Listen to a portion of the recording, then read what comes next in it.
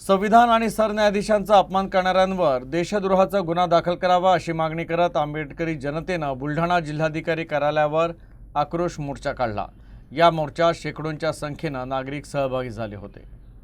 संविधान आणि डॉक्टर बाबासाहेब आंबेडकर यांचा अपमान करणारा ग्वाल्हेर येथील अनिल मिश्रा आणि सर्वोच्च न्यायालयाचे सरन्यायाधीश न्यायमूर्ती भूषण गवई यांच्यावर बूट भिरकावून अपमान करणारा किशोर तिवारी या दोन्ही वकिलांवर देशद्रोहाचा गुन्हा दाखल करून कठोर कारवाई करावी अशी मागणी करत बुलढाणा शहर आणि तालुक्यातील आंबेडकरी जनतेच्या वतीनं जिल्हाधिकारी कार्यालयावर भव्य मोर्चा काढण्यात आला। तर जिल्हाधिकाऱ्यांमार्फत राष्ट्रपतींना निवेदन सादर करण्यात आलं। मात्र कारवाई न झाल्यास तीव्र आंदोलन करू असा इशाराही यावेळी देण्यात आला। या आक्रोश मोर्चात शेकडो समाज बांधव सहभागी झाले होते।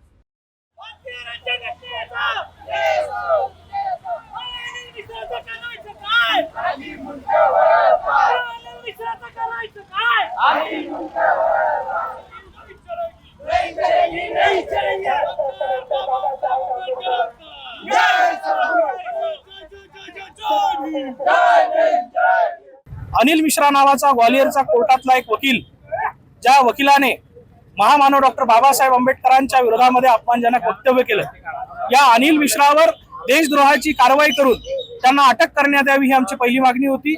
त्यानंतर भूषण गवई जे या देशाचे सरन्यायाधीश आहेत, त्यांच्यावर जातीय पूर्वाग्रह ठेवून त्यांच्यावर जो हल्ला करण्यात आला, त्या वकिलावर सुद्धा देशद्रोहाचा गुन्हा दाखल करून त्यांच्यावर कठोर कारवाई करण्यात यावी व पूरन कुमार नावाचे वरिष्ठ हरियाणाचे जे IPS अधिकारी होते, त्यांना जातीय पूर्वाग्रहातून या ठिकाणी आत्महत्या करण्यास प्रवृत्त केलं।